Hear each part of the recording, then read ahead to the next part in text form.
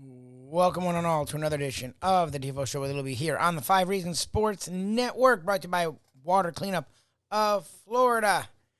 When you think of your home, your office, plenty of things can go wrong, and hopefully they don't happen. Some things that can go wrong are smaller than others at first sight, but can become bigger. Leaks are one of those problems where you see a stain here, you see some water there, you think, it's not a big deal. Well, if you act fast, you can limit the damage. Water Cleanup of Florida will take care of that for you 24 hours a day, 365 days per year. Call them, 954-579-0356.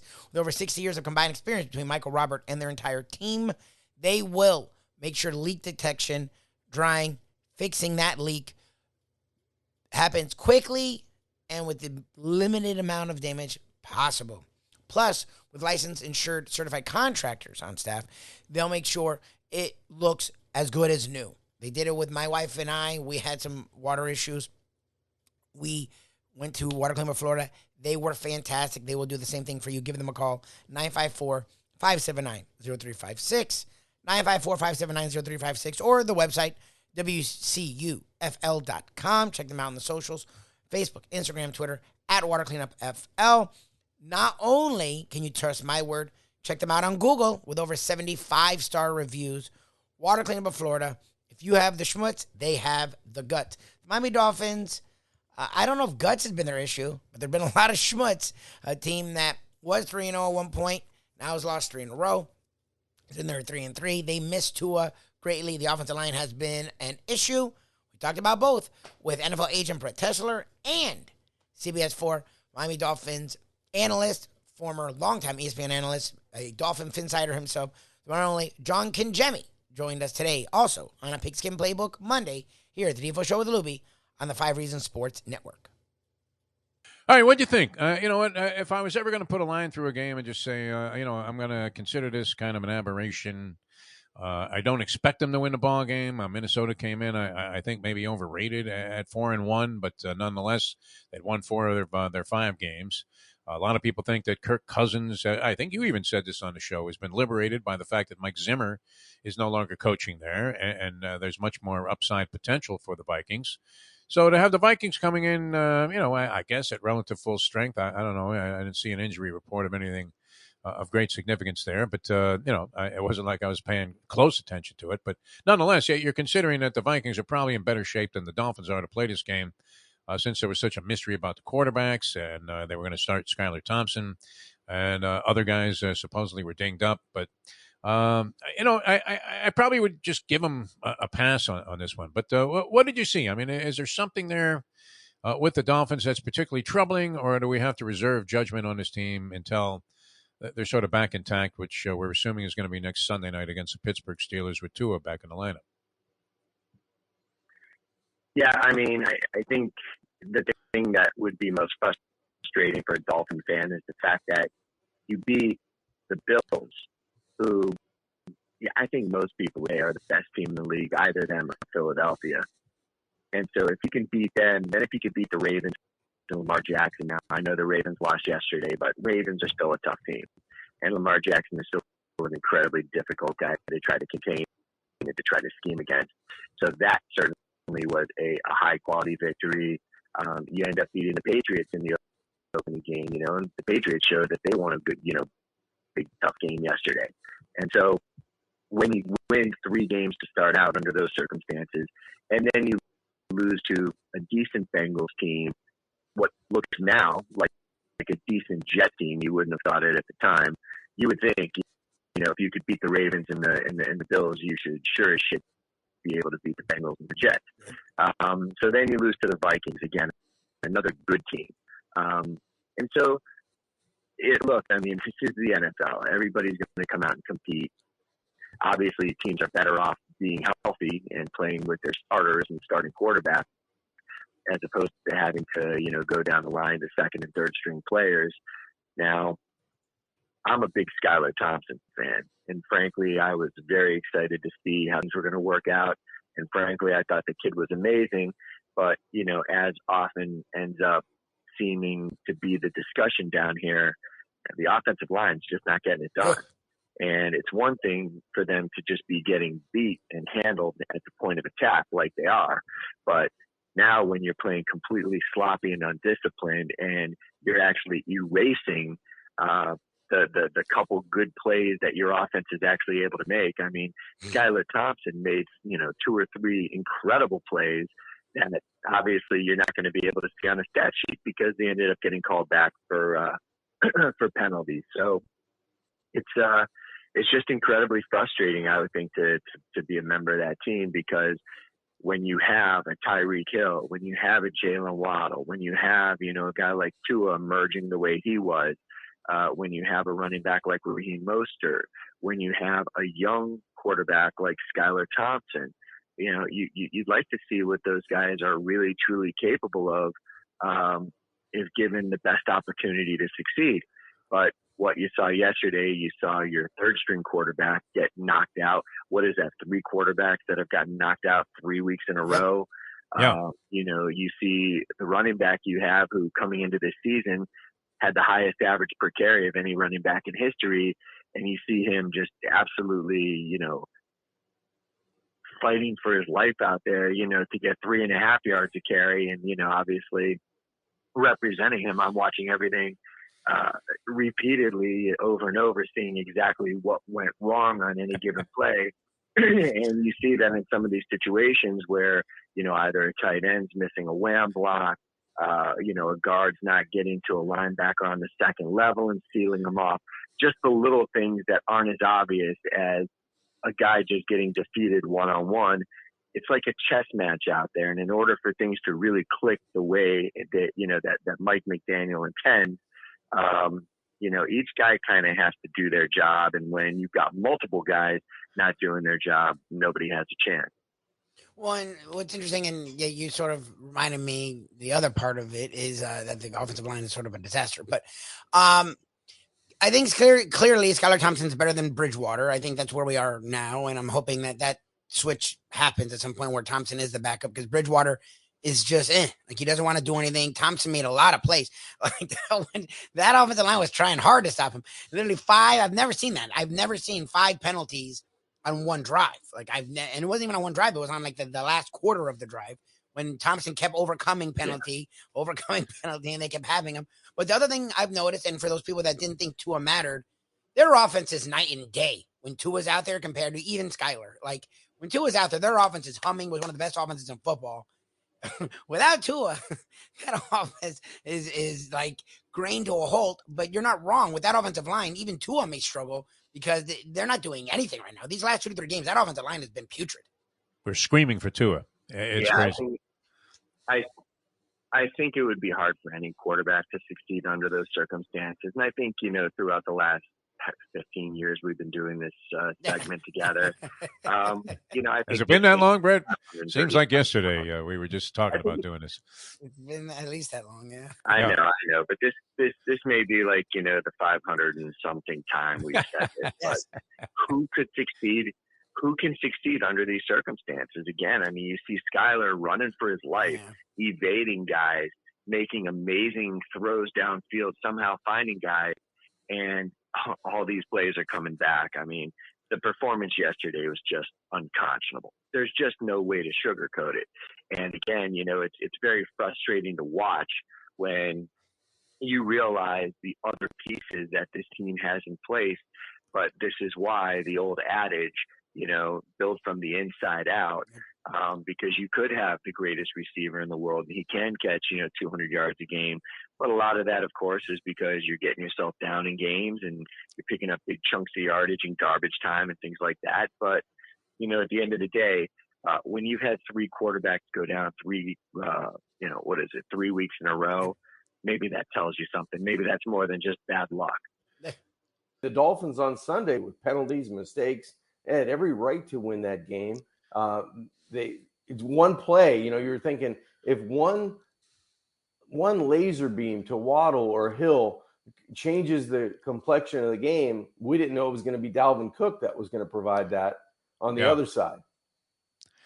Well, and you mentioned Waddle, who's been great, and I think a brilliant player, but unfortunately, when it looked like the the Phins were going to have more than a fighting chance to overcome all of this adversity and mistakes and all the different things, and losing Skylar Thompson at the beginning of the game and then going into a different kind of rhythm with Teddy Bridgewater, which a lot of people have kind of lowered their opinion, I guess, of Teddy Bridgewater as a backup. It seems like he is ye of little faith at this point for Dolphin fans. Now, maybe because he's been involved in a couple of losses, but that Waddle fumble, unfortunately, I mean, it was such a momentum changer and game changer that, in essence, I think that iced the ball game for Minnesota. I don't think, you need to be a genius, to figure that out. Yeah, I'm not even sure if Smith, the safety for Minnesota, he got a hand on it maybe, but it almost looked like Waddle was avoiding contact, and kind of just, that added to him losing the football. And, bridge over troubled waters for Teddy, right? Like how many times are you going to in my heart of hearts, it's almost like, I don't know if Teddy signed up for this. I think Teddy signed up to say, you know what, I'm going to be the backup. If you need me for a quarter, 2 quarters, 1 game, if Tua's, kind of banged up or bruised down the stretch, I can fill in. I don't know if he signed up to be running all over for his life against an offensive line without 2 or 3 starters. And, I don't know if that's going to fit what his body allows him to do now as a quarterback. John, for so often we've talked, and Brett Tessler was sort of mocking, we've had him on for over a decade, and it's been a recurring theme. And look, they tried to address the offensive line. They brought in Terron Armstead, who was by far the best free agent possibility at offensive line. Connor Williams was one of the best guards now, centers available in free agency. So they tried, and they drafted Eichenberg, and they drafted Austin Jackson. And Hunt was actually a guy that they drafted late, who's actually turned out to be a good offensive lineman. But we see this with the injuries, so you have to have depth, you have to have talent. This line's a disaster right now. And the funny thing is, you can clearly see what this team is with Tua, but I don't know if I want Tua playing behind that line. Like, Tua may not survive. How do you fix that in the middle of a season? How do you make patchwork makeshift? Defo and I always joke about this, that line, because they have everywhere else. The defense finally played the way we thought the defense could play. They were swarming. The offense was moving the ball, but the offensive line kept either giving up pass protection or stupid-ass penalties where they got in their own way. It's hard to win with that kind of a line. I will say this. Bringing Tua back healthy is going to help the offensive line because the ball's going to get out quicker. You're going to have more accuracy. You're going to have more timing in the pass offense. You're going to have more synergy in the way that Mike McDaniel wants to call plays, the way he wants to get to the line of scrimmage. I think that'll help the offensive line. Now going to the offensive line, in the offseason, yes, Armstead was the prize of that, of that bunch.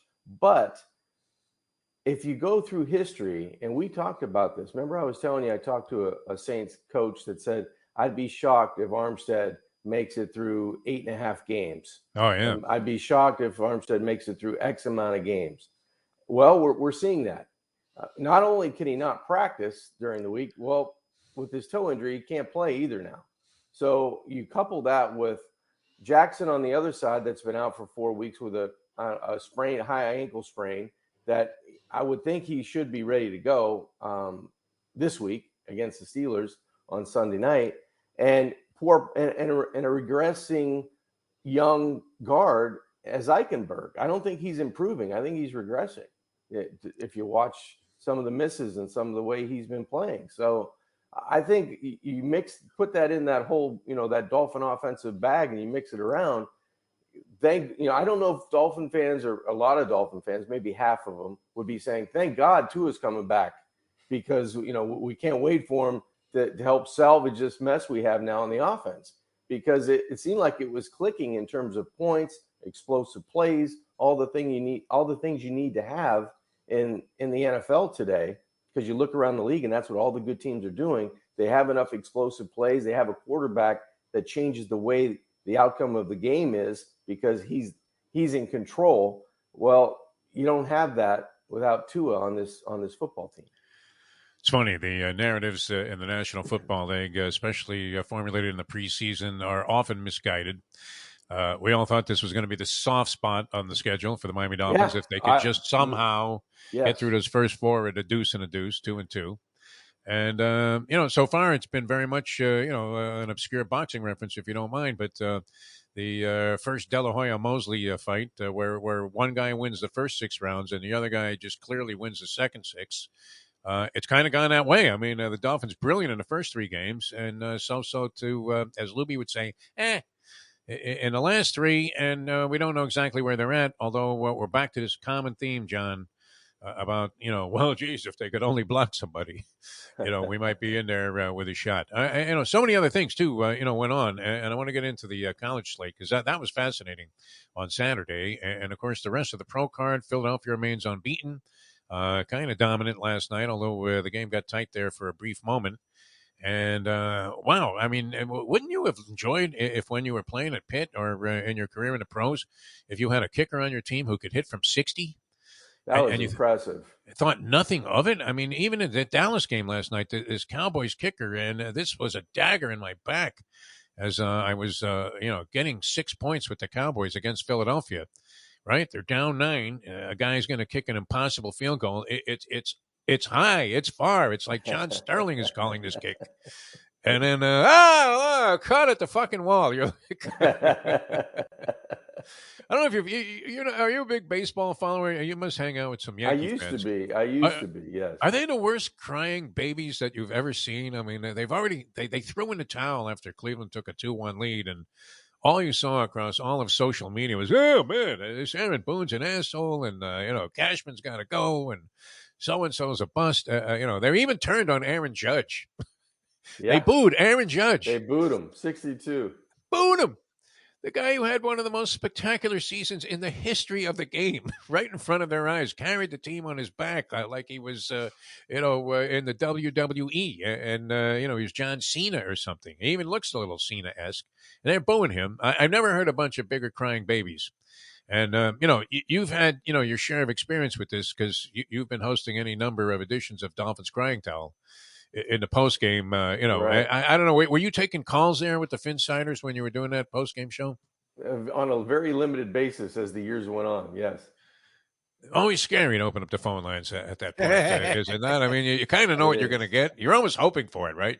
You're hoping some guy calls in and just tees off on Miami, and that way you don't have to be the one that says it. As Stephen Ross is saying, one of those guys saying on the show, I'm paying them? Yeah, exactly. Not that you were ever inclined to, go along with the house, but let's face it. I often took a little bit more favorable view of things than the fans would after a loss. But, I mean, I never heard a bunch of bigger crying babies than these Yankee fans. So, and they have a great chance to end up winning the series. The Dolphin fans, seem to be, I don't know, where would you be at? I mean, the psyche of a Dolphin fan right now should be what, John Congemi? I would say worried. I would say worried because we talked about this, and you said it perfectly. 2-2 after the first 4 games would have been highly acceptable because, I didn't know how it was going to shake out, but I figured, well, the Bills at home, no matter how good we think we are, I just don't know if we're a better team. And, Baltimore would have been, a toss-up, but going on a short week to Cincinnati, that didn't look good. So if you could steal one in Baltimore, you're 2-2. Well, the way it shook out, you're still 2-2, and you're 3-1, and you go down, and it's the Jets. It's and the Jets who won again yesterday. Maybe aren't as bad as we thought. Yeah, exactly. So they may have found something, with some of those young players. But this is when you look at the Dolphins, the main reason you could say is the health of the Miami Dolphins. I don't think that it's a mash unit. It's bad, and it got worse yesterday. Sure. Nick Needham goes down with it looked like a serious right leg injury. I don't know if it was ankle, shin, Achilles. I don't know. Somewhere, lower leg was bad. Keon Crossan, goes down. You had Trey Flowers that went in and out of the locker room a couple times. There was a bunch of guys that you're hoping that can line up and play against the Steelers, no matter if it's Trubisky. It looks like Kenny's going to be in concussion protocol now. So it's going to be no matter who plays quarterback for the Steelers, it's going to be another physical game that could be a one-possession game. It's going to probably it might not be as sloppy as the Minnesota game, but it may look a lot like the Minnesota game where there's a lot going on between the 20s, And whoever can get an explosive play at the end, a defensive strip sack, a bad miscue on special teams, that's the team that's going to end up winning that football game. It's funny, too, because Pittsburgh is next up after pulling off that upset against the Tampa Bay Buccaneers. Heavy underdogs. I think they were 8.5-point dogs. And Pittsburgh was a team, with all due respect, I don't know if you have the same attachment for the pro team there as you do, obviously, for the college team, John. Haven't played there for the Panthers in the footsteps of Marino. That should be said in a Facenda voice, should it not? In the footsteps of Dan Marino. I think you did that once. Yes. I mean, because it's appropriate. But, and they're supposed to be horrible. Now Tom Brady, in post-game press conferences, win or lose, has always been very diplomatic. He doesn't say anything of any substance, but extremely diplomatic when presented with some kind of a negative scenario to comment on. And I don't know if you saw this, but he opened up the press conference after the game, and he said, "I gave up Giselle for this." I missed that. They were like, "Whoa, holy Jim Gray, what was that?" That went right over my head. I totally missed that. Yeah, so I mean, look, 3-3, as Jim Sarney is pointing out here on our chat line. I mean, it doesn't put you in bad straits. I would think this. I could justify this away because I thought the Dolphins were going to be a much better team this year than they were. You were a little reluctant to embrace that until you saw the first couple, anyway. And it looked like Tua had progressed, and that this Mike McDaniel system was very innovative. Tyreek Hill, wow! I mean, what can you say about this guy? And, I love Jalen Waddle, fumble notwithstanding. Still a dynamic pair on the outside. It's a shame that they can't find, somebody that can get in there and block for him because, the juggling of quarterbacks, I mean, that's got to be the worst thing. It's the old thing they used to say in college. Well, if you have two starting quarterbacks, you don't have a starter. This is worse because you've been, just constantly changing the dynamic of what you're doing on offense with three different quarterbacks, so all just getting pieces of the action. I will say this about Hill and Waddle. If you can get some of the other guys to pick up their game and give that type of effort on a consistent basis, the Miami Dolphins are going to win football games. These guys go 100 miles an hour. They're so productive. They're always open, and they're complementary of each other. I don't know if you remember the crossing route that Waddle caught. He kind of jumped in the air, probably didn't need to jump, but catches it easily. It was like a plus 25, 30-yard play. Tyreek Hill is blazing down the middle of the field, and he must have took 2 or 3 defenders with him because everybody like, holy shit, there goes Hill. Everybody got on their horse and started running, and it left Waddle. All he had to do was outrun a linebacker from one side of the field to the other. And it was easy for the quarterback. It's like, just I'll hold it another count if I can, just to let Waddle cross the field, and it's just lay it out there. And those are the types of plays that just these two guys with scheme from McDaniel and their effort give you. And if you can if the line can give just a little bit more, each guy can give just a little bit more, no matter who's playing quarterback, you've got a chance when you have those guys healthy and given the effort that they do give, because that effort brings huge production in the passing game. Roadrunner-like acceleration with Tyreek Hill. I forget what was the reason that people thought he was somewhat of a misfit malcontent with Kansas City. Was it a woman thing?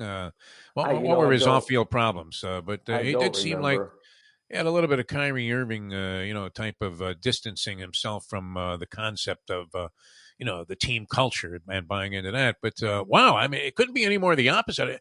This guy goes out there and literally plays hard. And that I would imagine would be somewhat contagious when you see your star player just got all this money.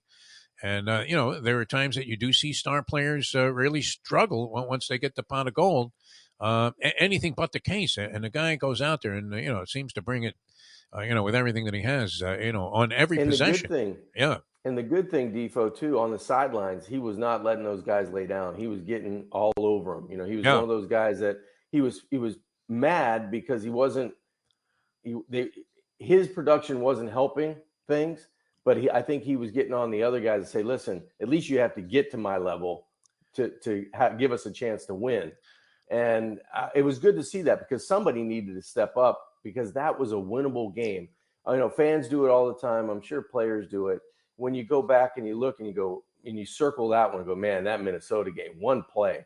If we could make one play in that game and it turns the tide, that's a huge win at home. That's a team you're supposed to beat at home, because they're kind of, I don't think they're elite. I think they're good, but I don't think they're in the class of, a Buffalo, a Kansas City, right now a Philadelphia, on that side of the fence. I think Philadelphia beats them by 10 points easy, 10, 12, 14 points, especially if they're playing, if Minnesota's on the road like they were against the Dolphins. I think Philadelphia beats them easy at home. And it was just the opposite of what you usually think, the meltdown coming in the second half, because, they come out, they get stymied, 6 straight 3 and outs. They had 9 on the game. That? Wow. They had 9 3 and outs on the game. They had 2 series that were productive. 3 and outs. Not even one dink pass that goes for 10, and so you have at least 1 first down at the 35. Nothing. So that was, and the offense was moving, even though they weren't producing points. When Skylar Thompson was in the game. All right, I thought Skylar Thompson played great. He looks good. He played really, really no good. doubt. He's showing more, likelihood that he will be a success in the league, and is the type of quarterback that can have that kind of success. Where as we were talking about earlier with Josh Allen, with Brett Tessler. I mean, that man has evolved into something that I don't know that anybody could have really anticipated with a couple of the throws that he made in that game against the Chiefs yesterday. I mean, that throw into the corner of the end zone that gave him the go-ahead touch, that's a Congemi throw right there. Listen, I'm sitting with Dan Marino, and we're watching the game, and Dan goes, "Whoa, that was impossible." That was really good. So the Miami Dolphins are now 3-3 after starting 3-0. Went from 1 in the power rankings to 5 to 10 to now who knows where they rank. The defense played really well versus an okay Vikings. What was supposed to be a good Vikings offense that's become sort of an Vikings offense. The defense played spectacular. The offense struggled all day. Tua not playing. He will play next week versus Steelers. Skylar Thompson got the nod because of injury issues with Teddy Bridgewater. Skylar Thompson got hurt early, even though he looked really good. Even in spite of the offensive line either sucking at blocking or getting stupid-ass penalties that hurt drives. Skylar Thompson looked pretty good. He got hurt. Bridgewater came in. He was average pretty much the entire day until the end of the game. The Dolphins tried to come back. Jalen Waddle has what would have been a first down on a drive that seemed like it was getting possibly into the end zone, and an extra point would have taken the lead. Waddle fumbles. Vikings go down and score. End the game. The Dolphins did come back and did get another touchdown, but it was a little too late. Dolphins lose. They're now 3-3 in a logjam of 3-3 teams. The Steelers have struggled themselves. They get a win this past weekend, but the Dolphins are hoping that's an easier game. Tua should be coming back. Crossing our fingers. It's funny. People like me who are on the Tua bandwagon, people were jumping on. If you look at this offense without Tua, it is night and day. The Dolphins need Tua, and he should be coming back this weekend. The Miami Heat, talking about coming back, the Miami Heat get their season started this week. So we will talk a lot about the Miami Heat as their season comes around. They're getting disrespected once again. They were one shot away. Literally had 6 guys hurt. One shot away from going to the NBA Finals. Celtics added Brogdon, true, but the Heat will add a healthy Oladipo and a invigorated Kyle Lowry. And Hero and Bam should be even better than they were. Plus, Jimmy Butler's playing as good as anyone in the league right now. So the Celtics are favorites with the Warriors, which I think is stupid. The Warriors are the best team in the league by a lot. They won the championship, and they will have Thompson healthy for the first time in 3 years to start a season. Even with all the stuff between Draymond Green and Jordan Poole, that won't affect them. This organization's run really well. You add in a Kuminga, who was a young kid who didn't really play a lot in the playoffs. You add a Wiseman, who was a top 5 pick. Or it might have been the number 1 pick. A guy who is a beast, gives them size, but can also is decently offensively skilled and great defender, which they did not have last year. The Warriors are the best team and best team by a lot to me. Celtics are interesting, right with the Bucks. I put the Heat right there. The Heat, to me, are right in that group. A little below the Warriors, but definitely contenders, especially in the East. The Nets, everyone loves the Nets. You have Durant. You have Irving. Come on. Both, at this point now, clear our head cases. I really don't believe in the Nets like the NBA pundits want to believe in the Nets. The Heat have more talent overall than the Nets and are a team. They play together. The Nets, that bench is not what it once was. And on top of that, their 2 stars are head cases that are me guys. Okay, good luck with that. So the NBA season is here, starting this week. You have hockey. You have the Major League Baseball playoffs. You have college football. The Canes did get a win. A lot closer than it should have been versus Virginia Tech, but they did get a win, get off the schneid. So we'll see. The Gators did take an L, and Florida State did take an L. Got down big to Clemson, looked lost, but did roar back. And if they had gotten an onside kick, would have had a chance to take a lead. They did lose to Clemson. They've now lost themselves 3 in a row. Lots of sports going on. We will talk about it all here. The Defo Show with Lubie on the 5 Reasons Sports Network. From the newly renovated sports bar to the beautiful bayside views captured at the Tiki Bar, Jimmy Johnson's Big Chill has it all. Located at mile marker 104, the Big Chill also offers waterfront dining while experiencing breathtaking sunset views of the Florida Keys. It's simply the hottest spot in the Keys to cool off. That's Jimmy Johnson's Big Chill at mile marker 104 in Key Largo. For more information, call today at 305-453-9066. These days, we're all looking for comfort anywhere we can find it. Thank goodness for Landlubbers Raw Bar and Grill in Plantation, because they are making sure you are as comfortable as possible. First of all, they're not only open for delivery and pickup. All you have to do is go to landlubbersbarandgrill.com for both pickup and free delivery. You're going to have the best wings in the world. You're going to have a great burger. You're going to have their amazing soups. Again, Landlubbers, Raw Bar, and Grill. It's nice and easy. Just go to landlubbersbarandgrill.com for both your pickup and free delivery. Thank goodness for Landlubbers for making you always feel right at home.